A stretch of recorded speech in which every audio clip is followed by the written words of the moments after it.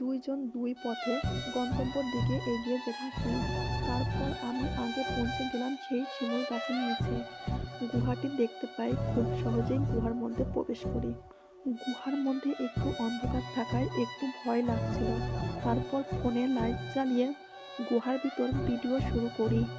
বেশ কিছুক্ষণ কেটে গেল, কিন্তু ভাই আসছে না।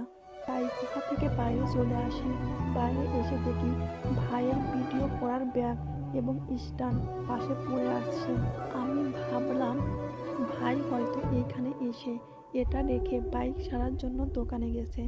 তাই আমি বাইরে দাঁড়িয়ে না থেকে ব্যাগটা নিয়ে গুহার মধ্যে চলে যাই। হঠাৎ একটা ঈগল পাখি ও কিছু চিলের ডাক শুনতে পাই। তখন খুব ভয় লাগছিল। তারপর আমি গুহার মধ্যে প্রত্নতান্ত্রিক যুগের বেশ কিছু জিনিস দেখতে পাই, সেগুলো ব্যাগের মধ্যে ঢুকিয়ে নেই। তখন একটা চিল আমার খুব কাছাকাছি চলে এসেছে। আমি তখন অনেক কষ্টে স্ট্যান্ড দিয়ে মেরে তাড়িয়ে দেই। তারপর আবার দুইটা চিল আসে। একটা চিল আমার হাতে কামড় মারে, হাত দিয়ে রক্ত পড়তে থাকে। একে একে অনেক চিল আমার দিকে আসতে থাকে। খালি বড় ঈগলটা এক জায়গায় দাঁড়িয়ে শুধু ঘুরছিল। তখন আমি বুঝতে পারি আমাকে এখান থেকে বের হতে হবে। আমি তখন কোনো মতো নিজের জীবন বাজি রেখে গুহা থেকে বের হয়ে ব্রিজের দিকে দৌড় শুরু করি।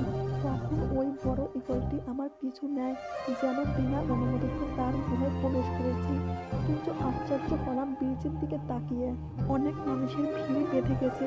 সবাই আমাকে অভ্যর্থনা জানানোর জন্য দাঁড়িয়ে আছে। আমার ভাই দাঁড়িয়ে আছে তীর ধনুক নিয়ে। আমার পিছু নেওয়া চিল এবং ঈগলের দিকে একে একে তীর মারছে। ঈগলের গায়ে একটি তীর লাগলো এবং ঈগলটি মাটিতে পড়ে গেল। ব্রিজের উপর থেকে মাইকে আমাকে বলছে তীর লাগা ঈগলটা যেন আমি সাথে নিয়ে আসি। যদিও ঈগলটি অনেক ভারী ছিল, তবুও আমি সাথে নিয়ে আসি। আমি ব্রিজের উপর আসতেই ডাক্তার রেডি। আমার দু চোখ বন্ধ হয়ে যায়। চোখ খুলে দেখি বিছানায় আমি। তখন ভাইয়ের কাছ থেকে সব শুনি। আমরা যখন ওইখানে গিয়েছিলাম তখন আকাশের যে ড্রোনগুলো দেখেছিলাম সবগুলো আমার ভাইয়ের ছিল। তার বন্ধুরা ছিল এই দায়িত্বে। ও ফেসবুক লাইভ করায়, যার কারণে লাইভ ভিডিও দেখে ডাক্তার সহ সাধারণ জনগণ হাজির হয়েছিল। আর আমার ভাইয়ের বাইক নষ্ট হওয়াটা ছিল একটা বাহানা। সাম্প্রতিক একটা নিউজ ছিল অ্যামাজন জঙ্গল থেকে যদি কোনো মেয়ে এই গুহার মধ্যে প্রবেশ করে এই ঈগল পাখিটিকে মেরে আনতে পারবে, তাকে 5 লক্ষ টাকা পুরস্কার দেওয়া হবে। এই জন্য আমার ভাই আমাকে অ্যামাজন জঙ্গলে ঘুরতে নিয়ে গিয়েছিল। যদিও তার বন্ধুরা সবাই এই প্ল্যানটির ব্যাপারে জানতো, কিন্তু আমি নিজে কিছুই জানতাম না।